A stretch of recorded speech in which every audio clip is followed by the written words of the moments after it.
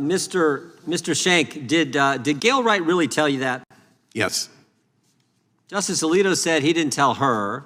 She said she didn't tell him, but you're sure she told you? Absolutely. Now, you wrote a book a couple of years ago, is that right?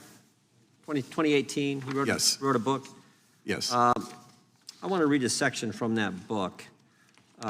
It's a section where you relate you and your family attended oral arguments at the court. You were there in the courtroom, and that directly involved your brother Paul, also a reverend. And I just want to read this section. You said, with the single rap of the gavel, Chief Justice William Rehnquist announced, "We'll hear argument first this morning in number 95-1065, Reverend Paul Schenck and Dwight Saunders versus Pro-Choice Network of Western New York."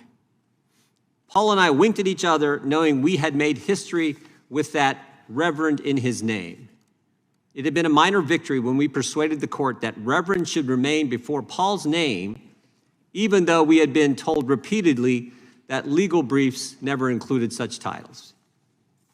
You thought it was important that, obviously based on what you said, you thought it was important that the title reverend be in front of Paul's name, is that right? Correct. And why was that? Because we saw it as a religious liberty matter, and that would make it clear that it fit in that category. Did Chief Justice Rehnquist really say that, the way I just read it from your book? I can't say that I remember that. Well, you're pretty darn specific here. You got the number, case number 95-1065. Very next word says Reverend Paul Schenck. You made it a big deal.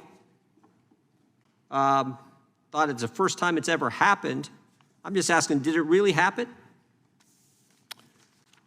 I wish I could tell. I would have to go back and review that. So it may not have? Possibly not. Why do you say possibly not? You were emphatic in your book. I would have to go back. We did go back. We did go back, and I got the transcript right here.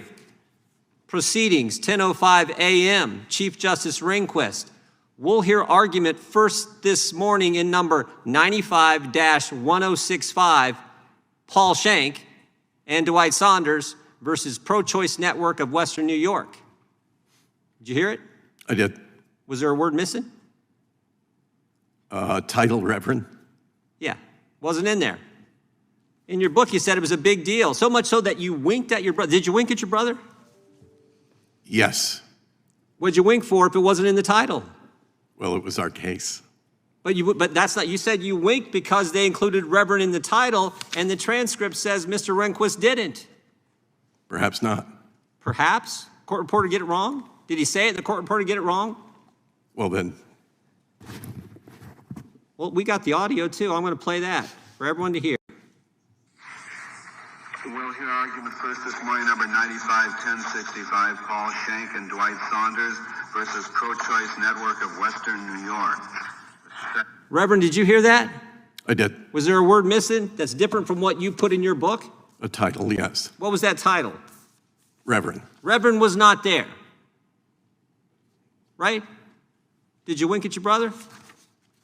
I think I did. In fact, I think I actually hooked him. So now you got more details. You got the key detail wrong, what you were writing about in your book, but now you remember an additional detail. You not only winked, you elbowed your brother. Even though the reason for the wink in your writing was the fact that Reverend was using the title, something that had never been done, but it wasn't used. But we're supposed to believe you today. We're supposed to take your word over Justice Alito's word. We're supposed to take your word over a lady who gave you dollars donated to your cause, Miss Gail Wright. You're disparaging her name, Justice Alito's name, and the court. And you have this, which obviously didn't happen. We got the transcript, we got the audio, but you made it a big deal in your book. One thing I've learned, people who mislead folks on small things, mislead them on big things. And you know what?